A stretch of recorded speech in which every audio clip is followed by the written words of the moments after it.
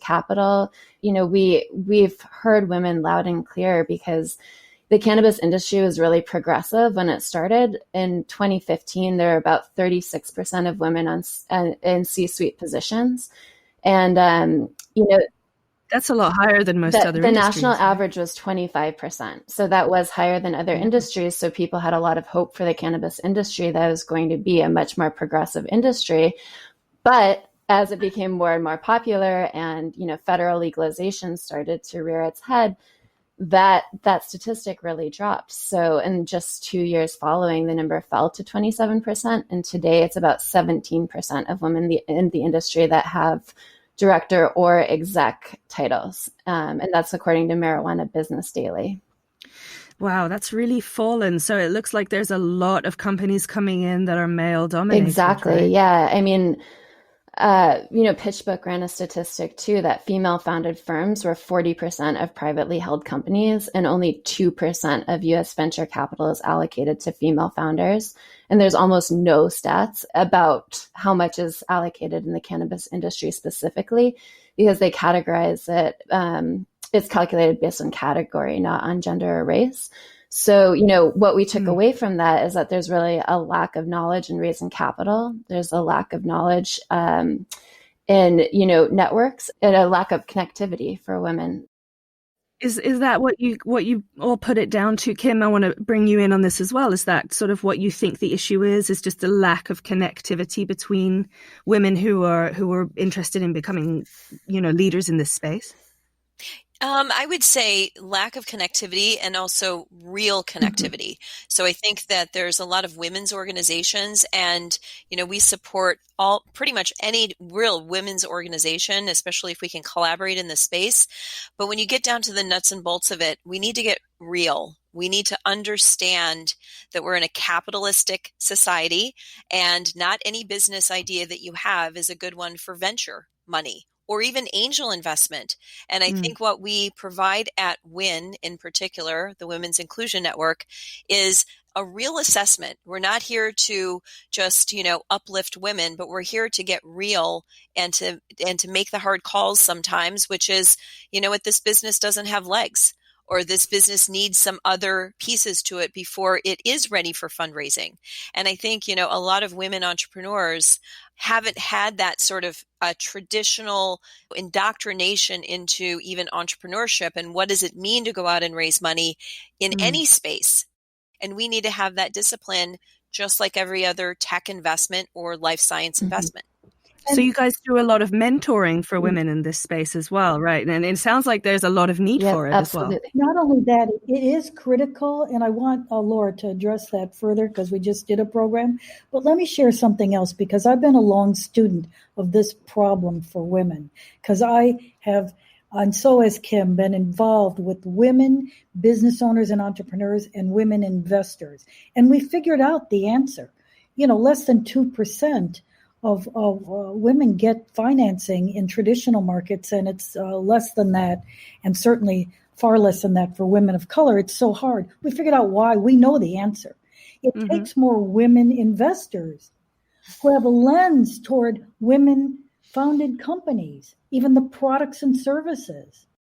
And I would add to that, part of that mentality is building a community, right? So that you don't feel like you're in this alone. You don't feel like you don't have resources to turn to. And that's part of the Women's Inclusion Network is having that community, having those educational resources. And what Jean just mentioned, we just launched a mentorship workshop series. So this is new for 2021. But we listen to our members and we want to know what their most common issues are. So we lead interactive sessions so that, the members can turn their camera on and they can ask questions and they can really go into the nitty gritty. Jean actually just led our first session and, it's all about the differences between VCs, angels, public raises. What are the pros? What are the cons? It's a common question and it benefits both entrepreneurs and investors because this is a new space to invest in. So they want to hear, how do I do this? And, Jean runs the fund at ArcView. That's another outlet so that you don't have to go it alone. It's a member-led fund. Thank you for even mentioning that, Laura, because I didn't earlier and meant to, because We even have what's called a D&I focus as part of our strategy. We are seeking women business owners and diverse business owners who have companies to offer to us to take a look at. That's how you make it happen, by opening the door to those people. So people come and pitch to you. Indeed. And then you set up with investors who are looking to invest in something important similar. And well said. Yeah. But you have to open that door or they will not feel welcome. So, Britt, can I add something? You had mentioned a comment about men sort of taking a lead in investing, and they're ready, willing, and able to make investments in risky enterprises. Which, let's be honest, I mean, startups are risky, and women are less risky, especially with capital. We're very risk averse. We're very thoughtful. A lot of that has to do with a lot of history of money management, right? You're right. This has a lot to do with anthropology. You're so right. Right? I mean, yeah. You're right. Exactly. And so, but let's be honest. Women are very philanthropic. We will put money into pretty much any nonprofit cause that comes our way that we're passionate about. And we don't think about that $5,000 investment sometimes, right? We want to help.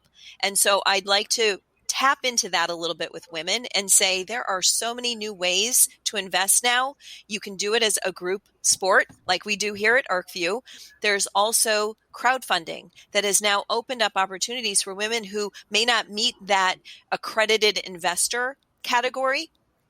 But through crowdfunding platforms, you can start to support businesses and cannabis businesses through ArcView Capital now under the crowdfunding platform. And we're talking $500, $1,000. It's not a huge investment, but get started. Everyone, get started. Get started today. My kids, 21 and 23, have Robinhood accounts, right? They make micro investments, but they're doing that. They're investing. And it's such a powerful thing to do when you're an investor, because now you have an ownership stake in that company. You get to go along with that entrepreneur on that ride, and it is such a ride.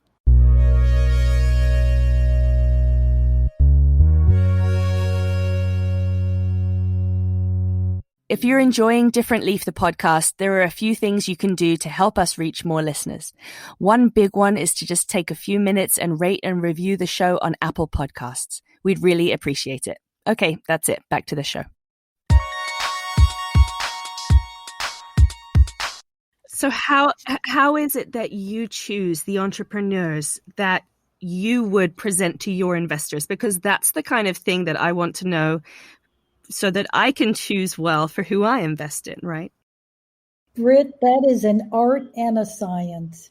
It just is like pattern recognition and also a little bit of luck on top of things.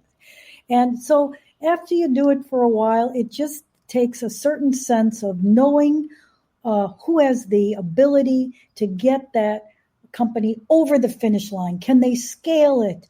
Can they build it? Can they hire the right people? Can they look left and right and out over time? And I have a one-liner I've used for all my investing life. Do they know what to do and how to do it? Well, you're not born that way, so you have to learn it. And how fast can you learn that? So those are the kinds of things that you're looking for in the people that come to pitch to you. Well, why don't I unpack a little bit about being an entrepreneur? Because I've actually been an entrepreneur longer than I've been an investor. So I've had, 6 different startups. All of them have exited, whether positively or not. All of them have exited. The journey for an entrepreneur is really a tough one. And you have to know, first of all, that you want to go get outside investment.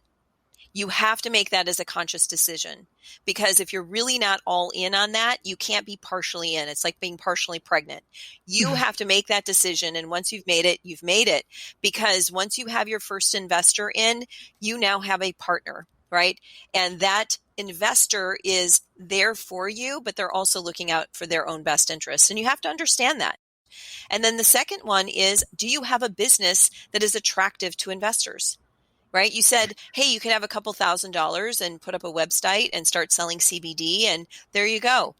And a lot of those companies will not be fundable by an angel group or even a venture group or anyone, because it's a crowded space. Doesn't take a lot to make that initial company go.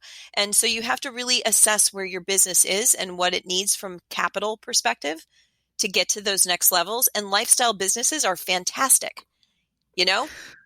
Lifestyle businesses are huge, but that market is obviously getting pretty crowded. What kind of advice would you give to people that are trying to enter that space right now? What does it look like for women, people of color who are really trying to become entrepreneurs in a cannabis-infused wellness space? You're an entrepreneur and you're getting into cannabis. Why? Are you getting in because you're passionate? Do you have experience? Are you bringing something new to the table? So I'll use myself as an example. I'm a technologist. Most of my startups have been in the tech space. My cannabis company was a technology company. We were looking at data. We were looking at persona trends, especially around women, and how do we influence or guide buying decisions using data and analytics and AI to create a program and process around that. So as a technologist, I got into the technical side of cannabis, Right. leveraging my expertise, leveraging my network. And so therefore, I was able to fund my company and also sell that company. I think from a lifestyle perspective, what you're asking about, I have a fashion background. I came from the fashion industry originally, and it's really all about the marketing, right? Like you have to differentiate your voice. You have to know clearly who you are selling to. And then if somebody sees something, it has to be like, oh, that's so insert your brand name here. Like, and take examples from people like Ralph Lauren or Martha Stewart. They've built lifestyle brands. When you see something, you're like, that is very Ralph Lauren. He has plaids everywhere. He knows what his lifestyle is. He knows who his consumer is. So you have to be very, very clear about what lifestyle you're trying to convey. And it can be any lifestyle, but you just have to know your brand inside and out. So brand management is something that's also important to look for when you're looking at who to invest and who's already worthy of your money. And you guys are talking about high net investors, and that's who ArcView Group works with. What about small time investors like me who knows nothing? I vaguely know what a stock kind of is. My husband tried this morning to explain to me what's going on with Robinhood and short stocks and selling, and I zoned out pretty quickly. So I don't really understand all of this stuff, but I really want to invest in these companies and in this space. Where do I start? What do I do? At ArcView, you and your husband operate as a team. That would be a lot of fun. And small-time investors can join you guys? Yes, of course. Please come on and learn the business and join our WIN group, and you would connect with other like-minded people.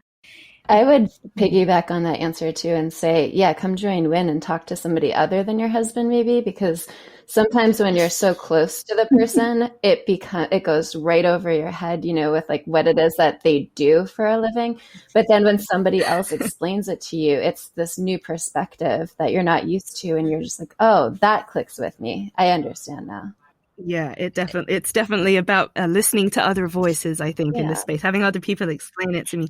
And I did used to be on Robinhood, but as of today, I hear that they're having some legal issues. So are these small apps really a good way to go with looking for cannabis companies like Canopy Growth and Tilray and these big companies? Is that really a good idea? Well, they're not on those. Well, some of them are. Some of them are. I'm not going to make a blanket statement, but that's the other thing. What kind of an investor are you? Do you want to just invest in cannabis across the board? Then I'd say, yeah, look at public stocks, but also there's this whole area that is where we play, not in the public space, but in the private company space. And the difference is that you make an investment in Tilray, you're going to really not have a close connection to Tilray unless you know somebody that maybe works there. You're not going to get a chance to talk to the CEO or talk to the CFO or, be part of their planning process or what their next strategy move is. As an investor in a privately held company, you've got that direct line to the CEO. Right. Gotcha. I see. You're more, sort of like a little bit more actively involved in the company. I'm not saying you're day to day, but you have an ability to get closer to the company and possibly influence. Like a lot of angel investors, the reason we became angel investors is so that we could lend our expertise in whatever we do or be there and be available to the companies that need our help. right? Mm-hmm. Like I can open up a network through my Golden Seeds connections or through my other board seat or